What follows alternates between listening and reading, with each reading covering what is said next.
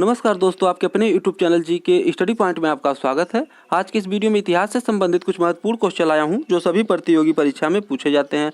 तो चलिए आज की इस वीडियो को शुरू करते हैं। पहला प्रश्न देखते हैं, गुलाम वंश का अंत किस सन में हुआ था? जिसका सही उत्तर है वह 1290 ईस्वी। गुलाम वंश का अंत सन 1290 ईस्वी में हुआ था। अगला प्रश्न देखते हैं, गुलाम वंश के अंत के बाद किस नए वंश की स्थापना हुई थी? जिसका सही उत्तर है वह खिलजी वंश। अगला प्रश्न देखते हैं, खिलजी वंश की स्थापना किस सन में हुआ था? जिसका सही उत्तर है वह 1290 ईस्वी में। अगला प्रश्न देखते हैं,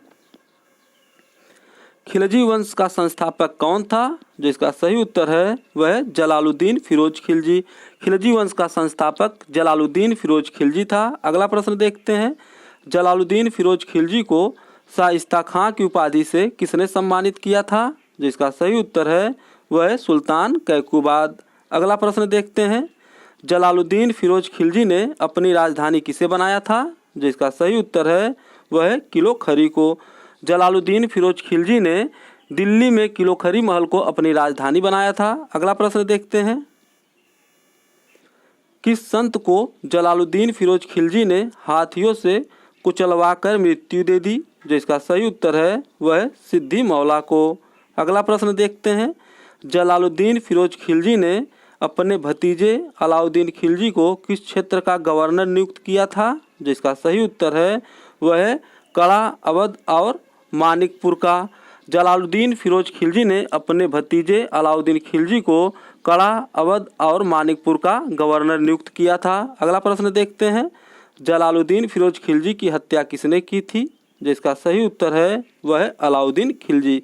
अलाउद्दीन खिलजी जो जलालुद्दीन फिरोज खिलजी का भतीजा और दामाद था, उसने जलालुद्दीन फिरोज खिलजी की हत्या सन 1296 ईस्वी में कड़ा मानिकपुर इलाहाबाद में कर दी। अगला प्रश्न देखते हैं,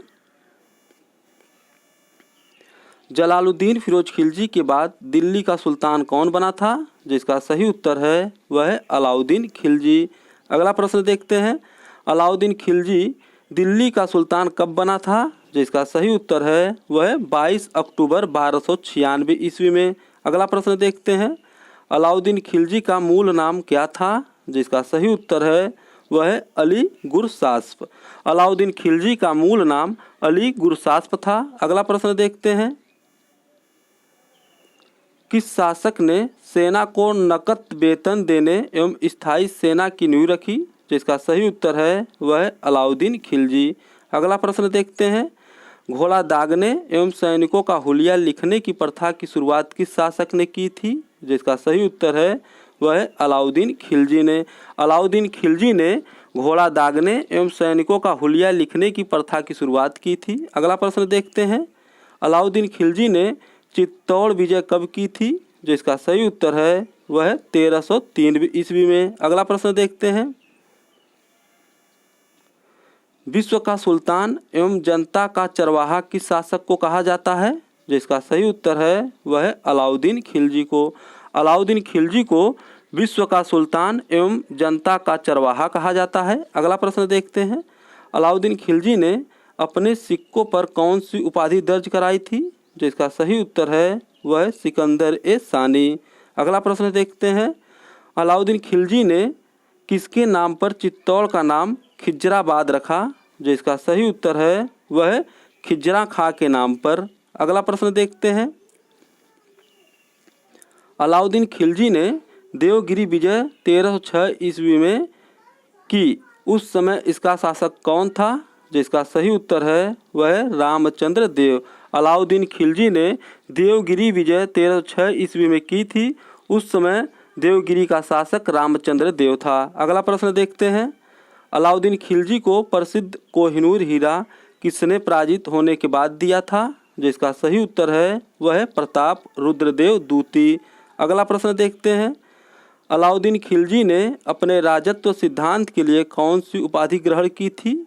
जिसका सही उत्तर है वह जिल्ले अल्लाह है। अगला प्रश्न देखते हैं, बाजार नियंत्रण प्रणाली को किसने लागू किया था? जिसका सही उत्तर है वह अलाउद्दीन खिलजी। अलाउद्दीन खिलजी ने बाजार नियंत्रण प्रणाली को लागू किया था। अगला प्रश्न देखते हैं, दक्षिण भारत की विजय के लिए अलाउद्दीन खिलजी ने किसे भेजा था? जिसका सही उत्तर है वह है मलिक काफूर को। अलाउद्दीन खिलजी ने दक्षिण विजय अभियान के लिए मलिक काफूर को भेजा था। अगला प्रश्न देखते हैं, अलाई दरवाज़ा का निर्माण किसने करवाया था? जिसका सही उत्तर है वह है अलाउद्दीन खिलजी ने।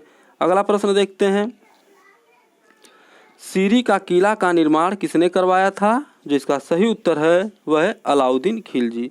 अगर ये वीडियो आपको पसंद आती है तो इसे लाइक और सब्सक्राइब जरूर करें, क्योंकि जब मेरी कोई अगली वीडियो बनेगी तो उसका नोटिफिकेशन सबसे पहले आपके यहाँ पहुँच जाएगा।